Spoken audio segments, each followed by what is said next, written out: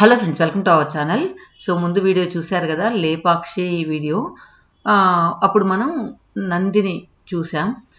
ఇక్కడ ఇప్పుడు మళ్ళీ ఆ క్లిప్పింగ్ ఎందుకు పెట్టానంటే, నార్మల్గా మనకు శివాలయంలో శివలింగం ముందు నంది ఎక్కడ ఏ గుడిలో చూసినా కూడా ఉంటుందన్నమాట. కానీ ఇది ఊరి బయట ఉన్నట్లుంది, అంటే ఆల్మోస్ట్ గుడి బయట ఉంది. కానీ మనం డ్రోన్ వ్యూలో చూస్తే, మనం ఇప్పుడు ముందు వీడియోలో చూడబోతాం, ఒక నాగలింగం నాగపడిగలతో ప్రపంచంలోనే ఏకశిలా విగ్రహం అనేది చూపిస్తాను. దాని ఎదురుగా ఈ నంది ఉందన్నమాట. అలా మనం ఆ వ్యూలో, ఏరియల్ వ్యూలో మాత్రమే చూడగలిగే నంది అని చెప్పచ్చు ఇది. తర్వాత మనం ముందు వీడియోలో వీరభద్ర స్వామిని దర్శించుకున్నాం, అది ఇప్పుడు కూడా జస్ట్ ఒక చిన్న క్లిప్పింగ్ యాడ్ చేశాను. ఇక్కడ ఇది ఈ మొత్తం గుడి కూడా ఒకే కొండలా ఉందన్నమాట.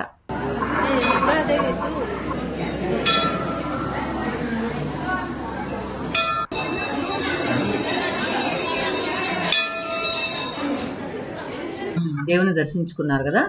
ఈ కూర్మం కూర్మంలా ఉంది, అంటే కూర్మం అంటే తాబేలి రూపంలో ఈ కొండ ఉంది. ఈ కొండని మలచారు ఈ విధంగా అని చెప్తారనమాట.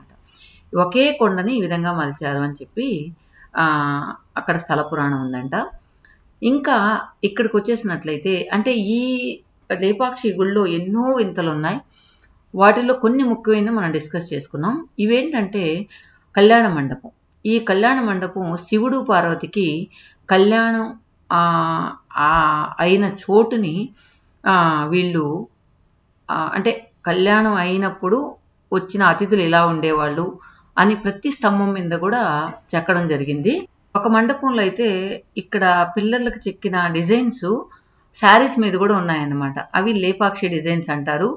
ఈ చీరలు చాలా మంది ఒక స్పెషల్ శారీస్గా తీసుకుంటూ ఉంటారనమాట. ఈ మండపంలో చెక్కబడిన చెక్కుడుని లేపాక్షి డిజైన్స్ అంటారు. తర్వాత ఈ మండపంలో ప్రతి ఒక్క పిల్లర్ కూడా ఒక్కొక్క అతిథుల్ని బేస్ చేసి చెక్కబడింది. తర్వాత యాక్చువల్గా నేను ఒకరెవరో చెప్పారు, ఒక దగ్గర ఏంటంటే మనం పిన్నీసు గుచ్చినా కూడా, అంటే గుండు సూదిలాగా ఉండే మొన కూడా ఉంది అని చెప్పి చెప్తూ ఉంటారు. అది నేను గమనించలేదు. ఇక్కడ చూడండి, ఫోటోషూట్కి అమ్మాయి కష్టాలు పడుతుంది, ఇలా తీయండి అలా తీయండి అని చెప్పి కష్టాలు పడుతూ ఉందన్నమాట. ఇంకా ఏంటంటే ఇది కంప్లీట్ కాకుండా ఎందుకు ఉంది అనే దాని గురించి కూడా ఒక స్టోరీ ఉందన్నమాట. ఇలా మండపం, పెళ్లి మండపం, శివుడు పార్వతుల పెళ్లి మండపం అని చెప్పి కడుతూ ఉంటే, మామూలుగా ఏంటంటే రాజుల కాలంలో కోశాధికారి ఒక ఆయన ఉండేవాడు. ఆయన విరూపన్న అనేసి ఆయన వచ్చి ఈ కన్స్ట్రక్షన్ అంతా చేశాడనమాట. చేసినప్పుడు అక్కడ ఉన్న అమౌంట్ అంతా కూడా దానికి ఖర్చు చేశాడంట. ఖర్చు చేసినప్పుడు ఎక్కువగా ఖర్చు పెట్టేటప్పటికి రాజు కోపం వచ్చి వాడు గుడ్లు పీకేసుకొని తీసుకురండి అని చెప్తాడంట. అది తెలిసిన విరూపన్న ఎవరో వచ్చి నా గుడ్లు పీకడం ఎందుకు అని చెప్పి తనే గుడ్లన్నీ పీకేసి గోడకేసి కొడతాడంట. ఈ గోడకేసి కొట్టినప్పుడు ఆ మరకలు ఇన్ని వందల సంవత్సరాల ముందు నుంచి కూడా అలానే ఉన్నాయి. చూసారు కదా, కనుగుడ్లు పైన విసిరినట్లుంది, కింద బ్లడ్ కారినట్టుందన్నమాట. అసలు ఇంకా రక్తపు మరకలు అలా ఉండడం అనేది నిజంగా నమ్మశక్యం కావట్లేదు. కానీ ఇది మామూలుగా టెస్ట్ చేసి మనిషి రక్తమే అని చెప్పి కూడా నిరూపించారంట. వాళ్ళు వచ్చేటప్పటికి తనే గుడ్లు పీకి ఇలా కొట్టేశాడు. ఇక్కడ ఇది ఒక చరిత్ర అన్నమాట ఈ టెంపుల్లో. ఇంకొకటి, ఈ టెంపుల్ అంతా కూడా ఇంటర్లాకింగ్ సిస్టమ్ లాగా ఉంటుంది అనమాట. ఎక్కడ కూడా మనకు గోడలన్నీ కూడా ఇలాగే ఉంటాయి. మధ్యలో కూడా ఏది మనకు పూసినలాగా కూడా అనిపించదు. తర్వాత ఈ పిల్లర్లన్నీ కూడా మనం చూసినట్లయితే ఆ కళా నైపుణ్యానికి నిజంగా అందరూ కూడా మంత్రముగ్ధు అవ్వాల్సిందే, అంత బాగుంటాయి. అంటే శిల్పాలు చెక్కడం వేరు, ఒక కొండని మలచి ఇలా చెక్కడం వేరు. తర్వాత మనం లెఫ్ట్ సైడ్ చూస్తున్న స్తంభాలు ఉన్న వరండా అంతా కూడా అప్పుడు ఎవరైనా పర్యాటకులు వస్తే అక్కడ ఉండేవాళ్ళంట. ఇక్కడ చూసారా, వినాయకుడు విగ్రహం. ఇది మొత్తం ఒక కొండ. ఈ కొండలో ఒకే కొండలో ఇన్ని విగ్రహాలు చెక్కబడిందనమాట. ఇక్కడ గణపతిని ఎంత చక్కగా చెక్కారో చూడండి. అంటే ఇన్ని వందల సంవత్సరాల ముందు నుంచి కూడా చెక్కు చెదరకుండా ఉన్నాయన్నమాట. తర్వాత మనం మెయిన్ ఇక్కడ చెప్పుకోదగింది ప్రపంచంలోనే ఏకశిల శివలింగం అని చెప్పచ్చు అనమాట. నాగుపాము చుట్టి పడగ వేసుకుంటే పడగెత్తితే మధ్యలో శివలింగం పెట్టేలాగా ఉందన్నమాట. దీని కథ ఏంటంటే ఇందాక మనం మండపం చూపించాం కదా, శిల్పులు అవి చెక్కుతూ మధ్యాహ్నం భోజనానికి వస్తారు. భోజనానికి వచ్చినప్పుడు వాళ్ళ మదర్ ఏంటంటే ఇంకా భోజనం రెడీ అవ్వలేదు, ఒక 10 నిమిషాలు వెయిట్ చేయమంటది. ఆ 10 నిమిషాలు వెయిట్ చేసే సమయంలో వాళ్ళు ఊరికే ఉండకుండా ఈ కొండని ఇలా నాగపడిగా లాగా చెక్కి శివలింగం కూడా చెక్కేస్తారనమాట. చెక్కేసిన తర్వాత చూసారు కదా ఒక స్టోన్ ఎలా ఉందో, ఆ స్టోన్ మీద ఇలా చెక్కేస్తారు. చెక్కిన తర్వాత వాళ్ళమ్మ అన్ని భోజనం రెడీ అయిపోయి బయటకు రాగానే చూసి ఆశ్చర్యపోతుంది అనమాట. ఆశ్చర్యపోయి 10 నిమిషాలు ఇది చెక్కేశారా అని చెప్పి దిష్టిలాగా పెడుతుందంట. ఆ దిష్టి పెట్టినప్పుడు మామూలుగా ఒక నానుడు ఉంది కదా, నరదిష్టికి నల్లరాళ్లే పగులుతాయని, అలా అక్కడ పైన ఒక క్రాక్ లాగా వచ్చేస్తుంది అనమాట ఆ పడగ పైన. అది నేను యాక్చువల్గా జూమ్ చేసి చూపించుండాల్సిన, తీయడం మర్చిపోయాను. అలా పగిలిందంట. అది ఒక వింత అని చెప్పచ్చు ఇక్కడ. అదేవిధంగా ఇది కూడా ఏదో పడిపోయేలాగా ఉంటుంది అనమాట. పిల్లలు చూడండి, తనేదో ఈ బండరాయినంతా మోస్తున్నట్టు పోజ్ ఇచ్చి ఫొటోస్ తీసుకుంటూ ఉన్నారనమాట. ఇక్కడ ఒకే కొండ అని చెప్పాను కదా, ఆ కొండలో అక్కడక్కడ మలిచి ఇలా చేసున్నారు. తర్వాత కొండ పక్కన మనం చూసినట్లయితే ఒక చిన్న హౌస్ లాగా ఉందన్నమాట. అంటే చిన్న గుడి కూడా అని చెప్పలేం, మోస్ట్లీ అది ఏంటనేది అర్థం కాలేదు. ఒకవేళ మీలో ఎవరికైనా తెలుసుంటే దీని గురించి ఏంటి అనేది చెప్పండి. అక్కడ మామూలుగా బయటంతా మనం తిరుగుతూ ఉంటే చాలా అంటే ఒక్కగా సెగగా అట్లుందనమాట. ఈ బండల మీదంతా తిరుగుతూ ఉంటే ఎక్కడైనా సరే మనం మండపంలోకి పోయినా లేదా చిన్న రూమ్లోకి పోయినా కూడా ఒక 10 ఏసీలు పెడితే ఎలా ఉంటుంది అనే అంత కూలింగ్గా అనిపిస్తూ ఉంటుంది మనకు. సో ఇక్కడ కళాఖండాల్ని మనం చూడడానికి 2 కళ్ళు చాలవు అని చెప్పచ్చు. ఇందాక నేను చెప్పాను కదా, ఇదన్నమాట. ఇది చిన్న రూమ్ లాగా ఉంది. ఈ రూమ్లోకి లోపల ఏముంది అనేది చూద్దామని నేను లోపలికి వెళ్ళాను అనమాట. లోపలికి వెళితే నిజంగా ఏసీ రూమ్ లాగా ఉంది. కానీ ఇది గుడి కూడా కాదు, ఎందుకంటే జస్ట్ ఊరికే ఎవరైనా ఉండేదానికి చెక్కారా అనేది అనిపిస్తుంది. తర్వాత కాలక్రమంలో కొంచెం లోపల ఏదైనా డ్యామేజ్ అయిందో ఏమో తెలియలేదు. అక్కడ ఏంటంటే కొద్దిగా ఇటుకలు కూడా పెట్టున్నారనమాట. అవి కూడా మనం చూద్దాం. చూడండి, నేను లోపలికి వెళ్తే నిజంగా అంతా కూలింగ్గా ఉందన్నమాట. ఇక్కడైతే అలా ఎక్కితే చాలా పైన తగులుతుంది. బాగుంది లోపల. ఇక్కడ ఒక బెడ్ వేసుకొని కనబడుకుంటే బాగుంది. ఎందుకు కట్టారు? ఏం దేవుడు లేడేం లేదు, ఏదో పెట్టాలని కట్టుంటాను. అదే అట్టే ఉంటుంది. ఏడు మళ్ళీ తర్వాత ఏదో సపోర్ట్ ఇచ్చినారు అత్తమ్మా. ఇక్కడ ఇటుకరాలతో పెట్టున్నారు, ఏదో పడిపోతుంటే కట్టినారు. అదే ఇది ఇటుకరాలు సపోర్ట్. నిజంగా ఒక్కొక్క ఐటమ్ని అక్కడ చూస్తుంటే ఇన్ని అద్భుతాలు ఈ టెంపుల్లో ఉన్నాయా అని అనిపిస్తూ ఉంది. ఇప్పుడు మనం ఇంకొక అద్భుతాన్ని చూడడానికి వెళ్దాం. సో ఇక్కడ ఎందుకు అలా కూర్చొని నాకు ఫోటో తీసుకోవాలనిపించింది. చాలా బాగా అనిపించింది అనమాట. ఆ రాళ్ల కట్టడం చూస్తూ ఉంటే ఆ కూలింగ్ అప్పుడు ఫ్యానులు లేకున్నా కూడా సరిపోయి ఉండేదేమో, ఫ్యాన్లే అవసరం లేదు కదా అని అనిపించింది అనమాట. అంత కూలింగ్గా ఉన్నాయి ఆ రాళ్ళు అయితే. తర్వాత ఇప్పుడు మనం మండపం అంటే ఇందాక మనం టెంపుల్ చూసాం కదా, ఆ టెంపుల్ ముందున్న పిల్లర్లో ఒక పిల్లర్ వచ్చి హ్యాంగింగ్ పిల్లర్ అంటారనమాట. అప్పుడు 3 పిల్లర్లు కూడా హ్యాంగ్ అవుతూ ఉండేటివంట.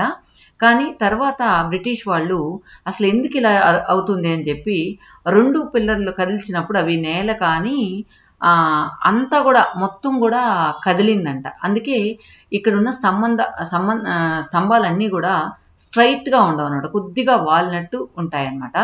సో మనం అందరూ చెక్ చేస్తూ ఉన్నారు, సరే మనం కూడా చెక్ చేద్దాం.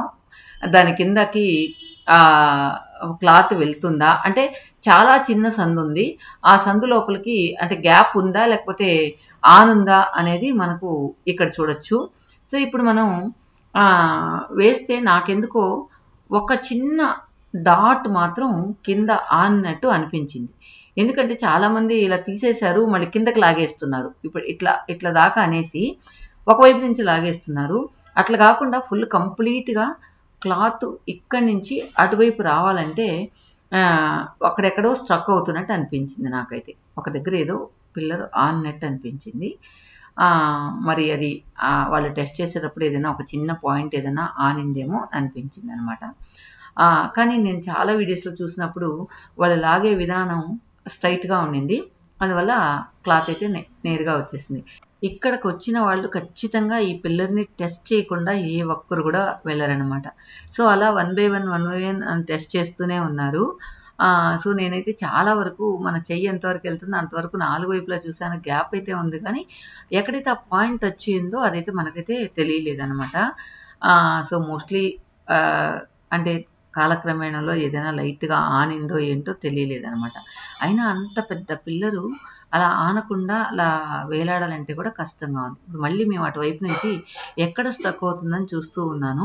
మోస్ట్లీ ఆ కార్నర్లో ఏదో కొంచెం స్ట్రక్ అవుతున్నట్టు అనిపించింది. అంటే అక్కడ ఆనింది అని మాత్రం తెలుస్తుంది అనమాట.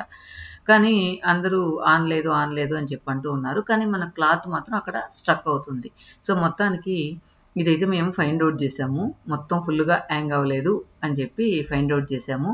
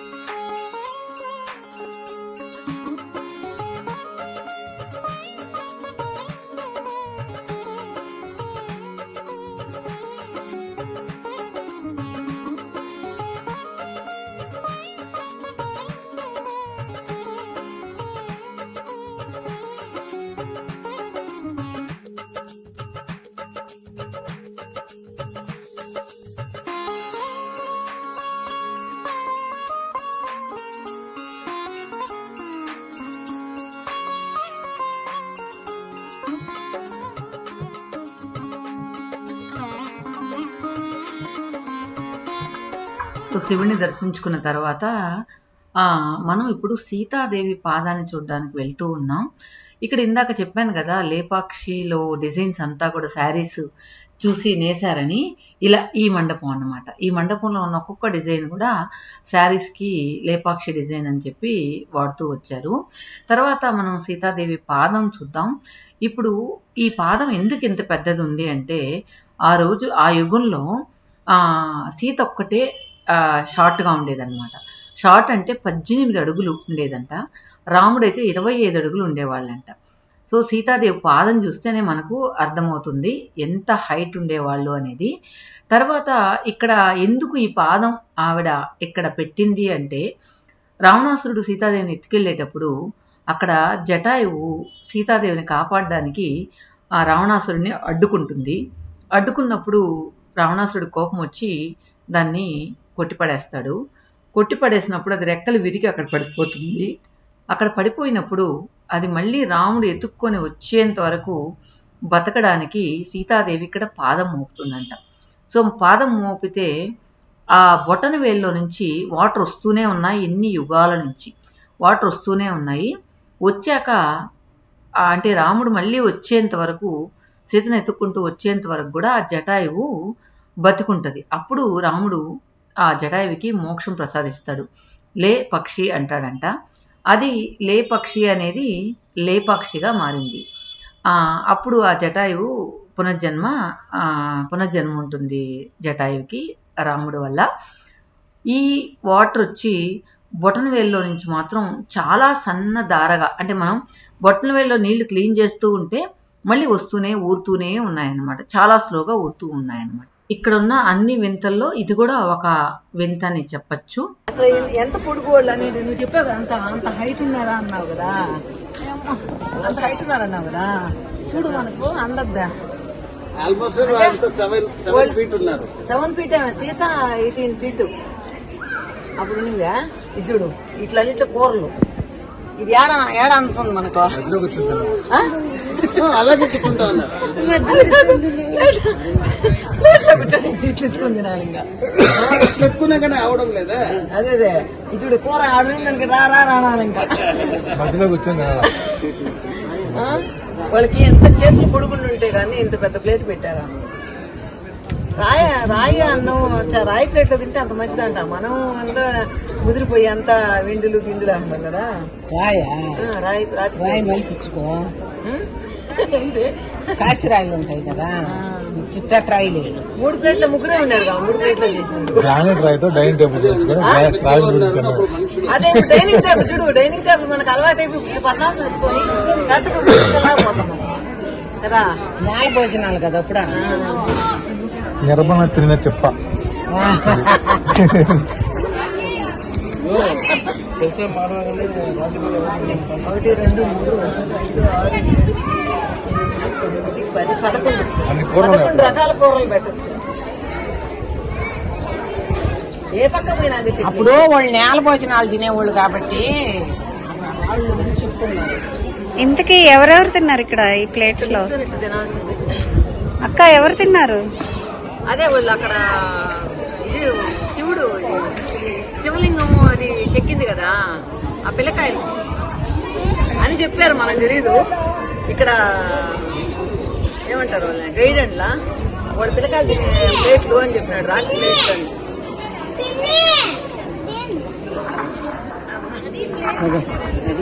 మోస్ట్లీ ఈ డిజైన్ చూసే మన వాళ్ళు ఈ ప్లేట్లు, మనం ఇప్పుడు తింటున్న ప్లేట్లు కొన్ని 3, 4 అట్లా తయారు చేశారు కదా, వీటిని చూసే చేస్తుంటారు అని అనిపించింది. ఇక్కడంతా కూడా గుడికి వచ్చి ఉండే వాళ్ళకి వసతి గృహాల్లాగా పెద్ద మండపం లాగా కట్టారంట. ఇక్కడే వచ్చిన వాళ్ళందరూ కూడా పడుకోవడానికి మొత్తం ఎంతమంది పడుకోవచ్చు చూడండి, అంత పెద్ద మండపాలు చుట్టూ కూడా ఉన్నాయన్నమాట. వసతి గృహాల్లాగా ఉన్నాయి. గృహాలు అనలేం కానీ ఓపెన్ ప్లేసు. ఇక్కడ కూడా ప్రతి స్తంభం కూడా ఎక్కడ ప్లెయిన్గా ఎక్కడైతే మనకు లేదనమాట. కింద మనం బండ చూసినట్లయితే ఆ సీతమ్మ దార అంటే సీతమ్మ పాదంలో నుంచి వచ్చిన వాటరు సన్నగా అలా అలా ఎక్కడైతే మనకు అప్స్ అండ్ డౌన్స్ ఉన్నాయో అక్కడ వెళ్తూ ఉన్నాయన్నమాట. ఆ దార అంతా కూడా అలా వెళ్తూ ఇక్కడ స్టోర్ అవుతూ ఉంది. ఇంకా చూసారు కదా, ఇందాక చెప్పాను కదా, అట్లా అనమాట. చూడండి, ఈ శిలలు అంటే కర్ణాటకలో కానీ తమిళనాడులో కానీ మనం ఆ శిల్ప కళని చూడాలంటే ఆంధ్రాల కంటే కూడా ఇవి 2 ఏరియాల్లో చాలా బాగుంటాయి. తర్వాత మనం ఇప్పుడు ఆ చుట్టూ ఒక్కసారి ఆ గుడి చుట్టూ ఏముంది అనేది చూసేసి వచ్చేద్దాం రండి. అక్కడ ఒక పెద్ద తిరగలు కూడా ఉంది, దాన్ని కూడా చూద్దాం. ఇక్కడ ఎక్కువగా చుట్టూ నాకు కనిపించింది ఏంటంటే, ఎటువైపు అంటే గుడి చుట్టూ కూడా ఇలా వసతి గృహాలు అని చెప్పాను కదా, అలా పడుకోవడానికి వీలుగా ప్రతి ఒక్కటి కూడా చెక్కబడింది. ఇప్పుడు మనం తిరగలేని చెప్పాను కదా, అక్కడికి వెళ్దాం రండి. ఆ రోజుల్లో ఆ తిరగలతో విసరడం ఎంత పెద్ద తిరగలతో విసరడం అనేది మనం చూడలేదు ఇంతవరకు. ఇంకా ఇంకోటి, నేను ఇందాక చెప్పినట్టు అందరూ పొడవుగా ఉండేవాళ్ళు అని చెప్పాను కదా, అందువల్ల ఆ పొడవుకు తగ్గట్టు వాళ్ళ వస్తువులు కూడా చెక్కడం జరిగింది అని చెప్పచ్చు. చూడండి, ఈ తిరగలు మన తిరగలంతా 2-3 అంతలు ఉంటుంది అనమాట. చూడండి ఇలా, దీంతోనే వాళ్ళు తిరగల్ని యూజ్ చేసి అన్నీ కూడా రవ్వ గివ్వ లాంటివి వాడుకునే వాళ్ళేమో. ఆ రోజుల్లో రవ్వే ఉంటుంది కానీ ఏందో మరి ఏం చేసుకునేవాళ్ళు. తర్వాత ఈ చెట్టు కూడా గన్నేరు చెట్టు అంటాం కదా, అది కూడా చాలా రోజుల చెట్టులాగా కనిపిస్తూ ఉంది. తర్వాత చుట్టూ అక్కడక్కడ కూడా ఈ శిల సంపదని మనం కాపాడుకుంటూ వస్తే ఇంకా కూడా మన ముందు తరాలకు కూడా బాగుంటుంది అని అనిపించింది. ముందు ఇక్కడ ధ్వజస్తంభం ఉంది. తర్వాత మనము బయట వెళ్ళేటప్పుడు ఒక లెఫ్ట్ సైడ్ ఒక పార్క్ కూడా ఉంటుంది అనమాట. దీన్ని కూడా బాగా మెయింటైన్ చేశారు. అది కూడా చూసుకొని మనం జటాయు దగ్గరికి వెళ్ళిపోదాం. యాక్చువల్గా ఇక్కడికి వచ్చిన తర్వాత జటాయు పైకి ఎక్కి చూడాలనుకున్నాం కానీ ఓపిక లేక అలా వచ్చేసాం. ఓకే ఫ్రెండ్స్, ఈ వీడియో మీకు ఎలా అనిపించింది కమెంట్స్లో చెప్పండి. Thank you for watching.